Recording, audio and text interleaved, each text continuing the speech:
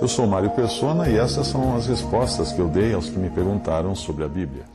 Com tantos escândalos que são cometidos pelos neopentecostais e pela teologia da prosperidade nos seus templos e nas redes de rádio e TV, em sua volúpia de surrupiar dinheiro dos fiéis, às vezes nós não percebemos que o ataque mais refinado à sã doutrina vem das religiões cristãs fundamentalistas e de outras frentes antagônicas a estas. Os pregadores da prosperidade estão mais interessados em usar textos de bênçãos materiais e maldição do Antigo Testamento para incentivar as ofertas e ameaçar seus fiéis do que propriamente em minar a doutrina dos apóstolos. Por outro lado, muitas religiões cristãs fundamentalistas têm uma agenda específica em minar a sã doutrina e, em especial, em desacreditar o apóstolo Paulo, a quem foram reveladas as verdades concernentes à igreja.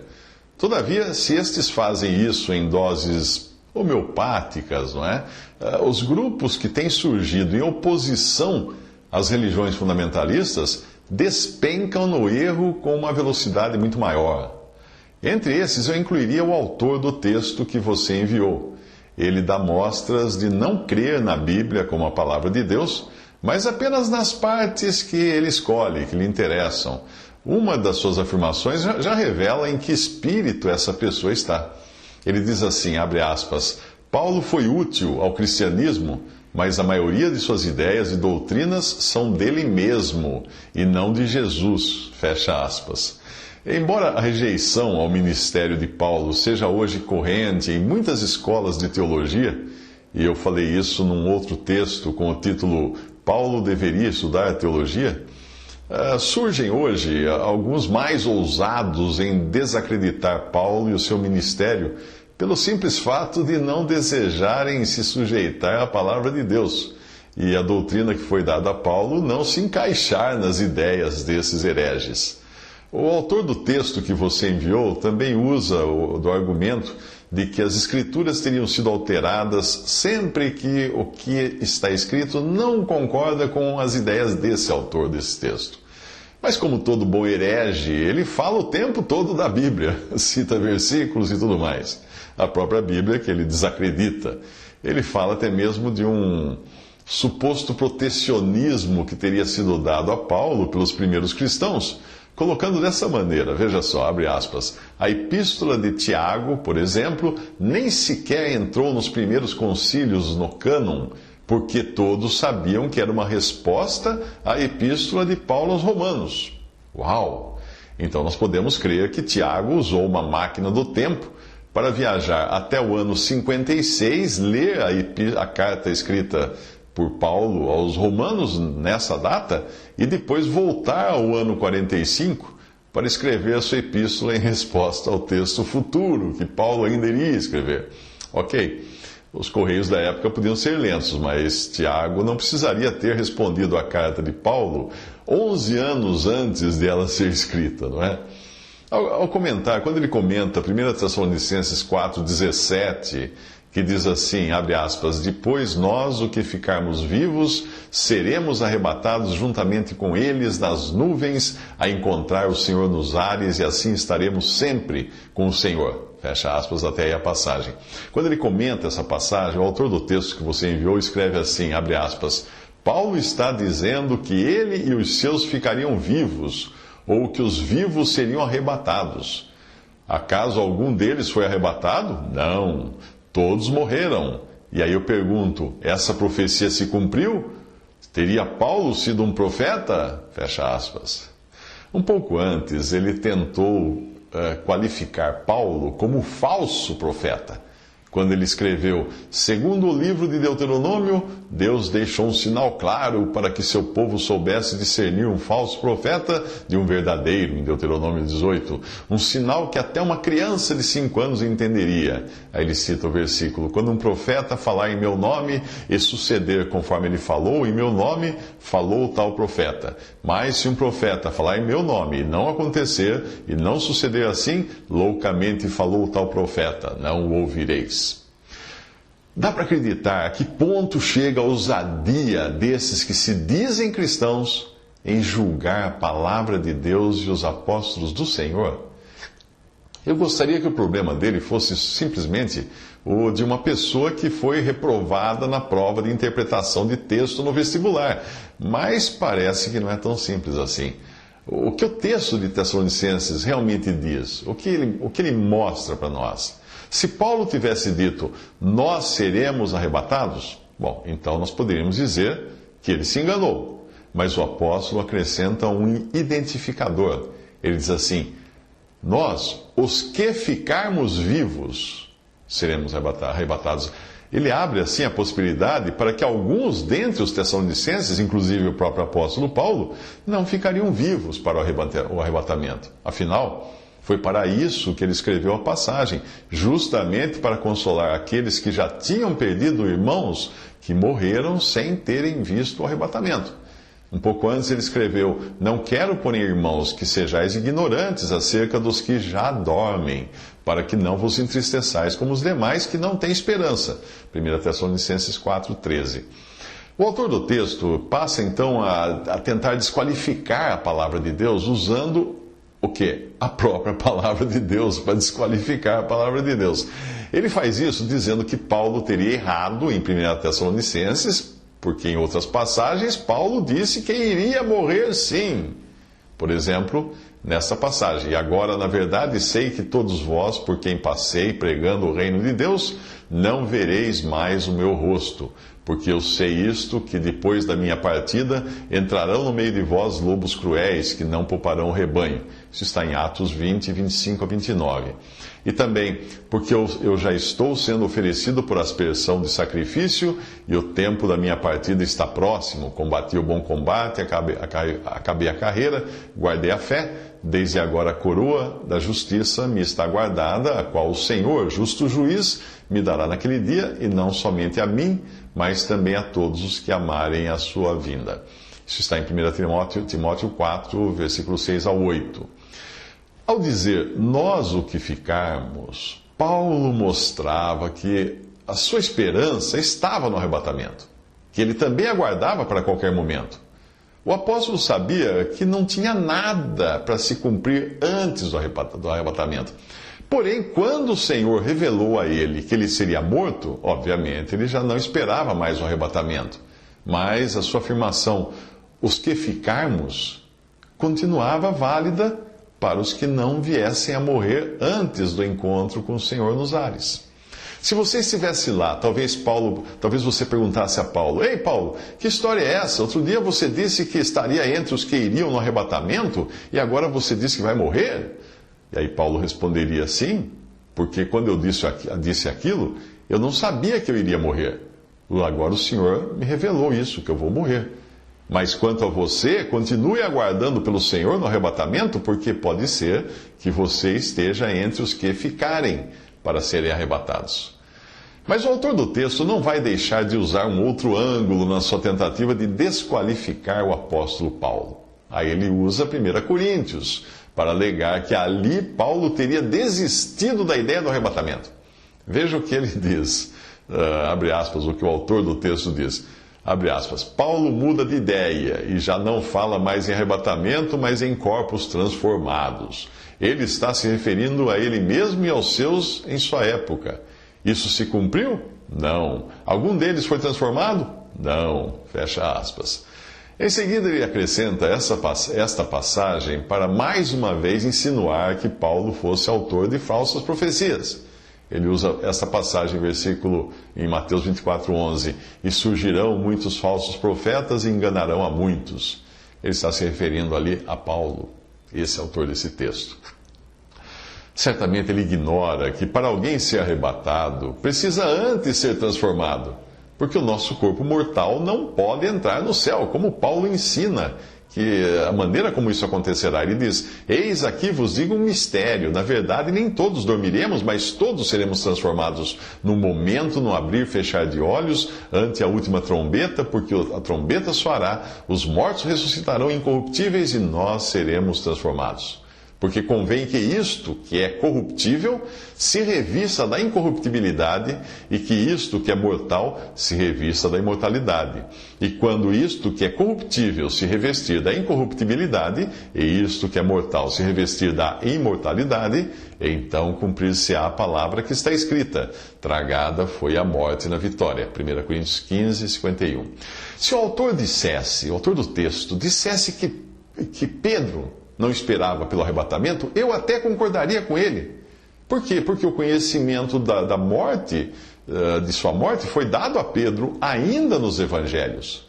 Lembra-se daquela passagem? Na verdade te digo que quando eras mais moço, te cingias a ti mesmo e andavas por onde querias. Mas quando já fores velho, estenderás as tuas mãos e outro te cingirá e te levará para onde tu não queiras.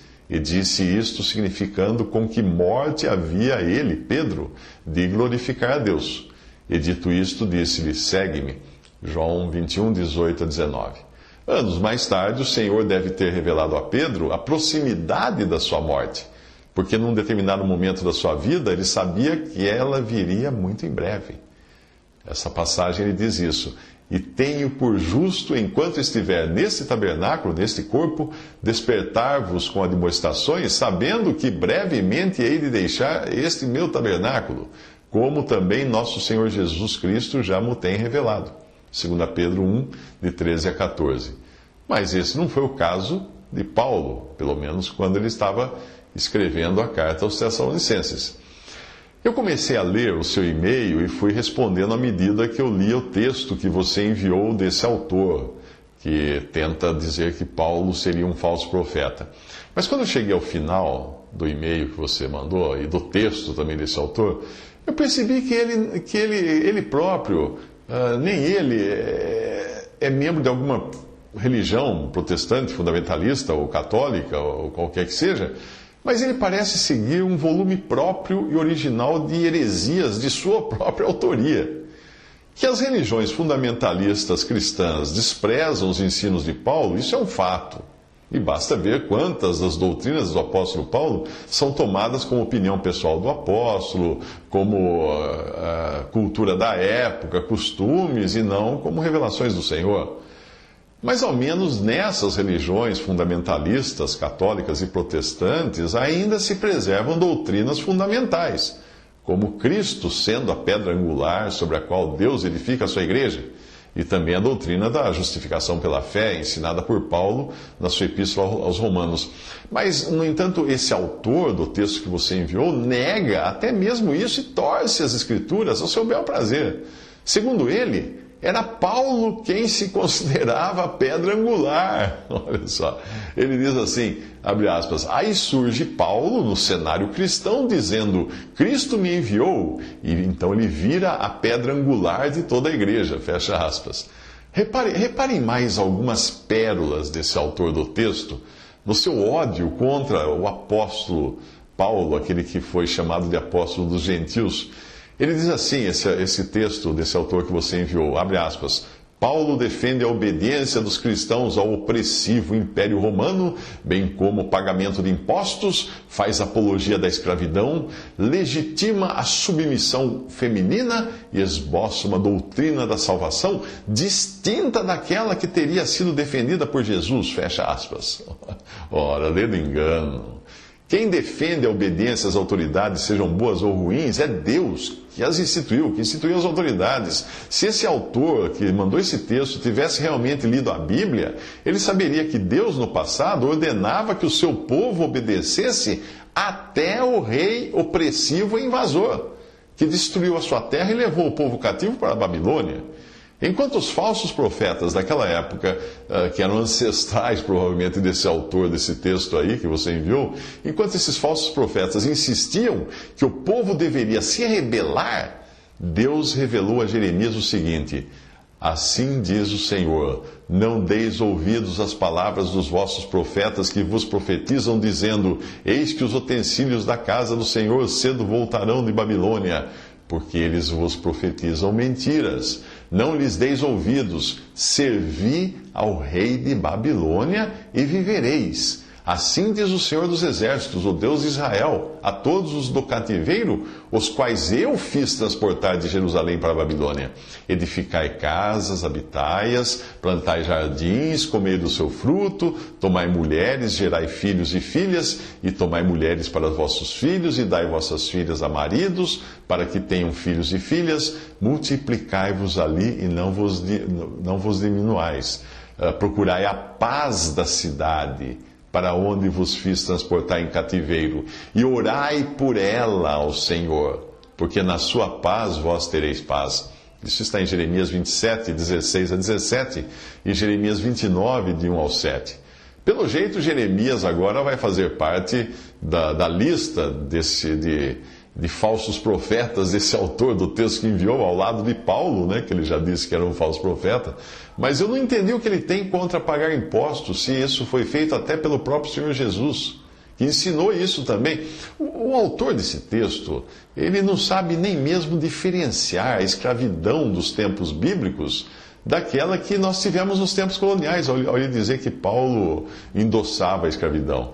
O eunuco que se converteu pela pregação de Filipe, em Atos 8, era um escravo castrado, mas era também mordomo mor de Candace, rainha dos etíopes, o qual era superintendente de todos os seus tesouros, Atos 8, 27. Esse era o tipo de escravo que havia no primeiro século.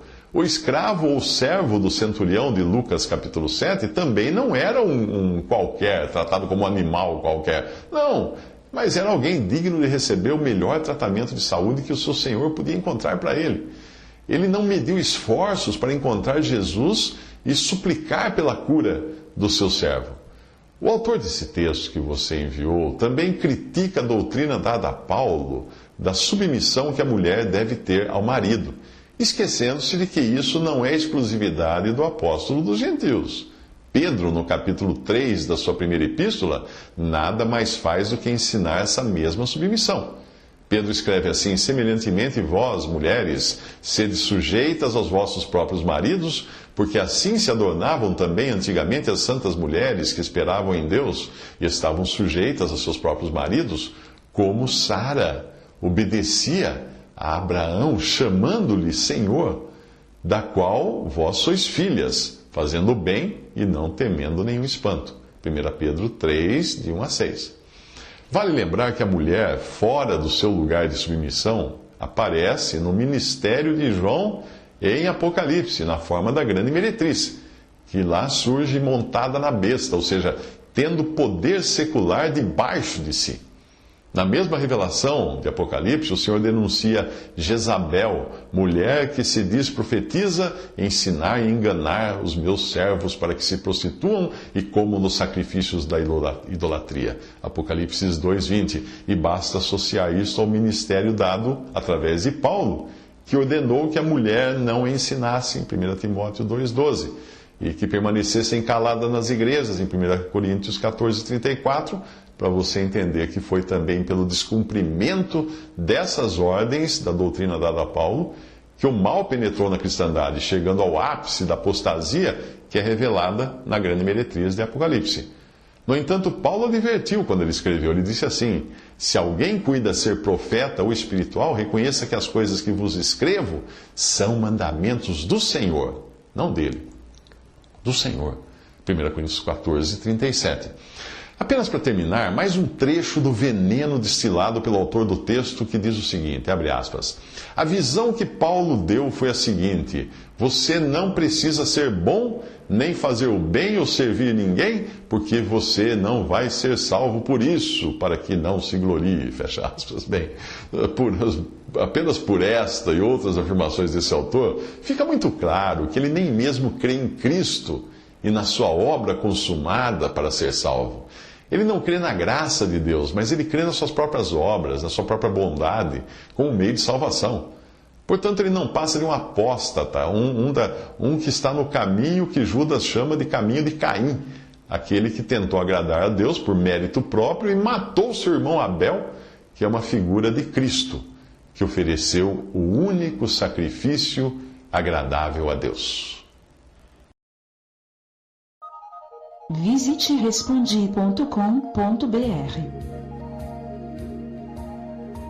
Visite 3minutos.net.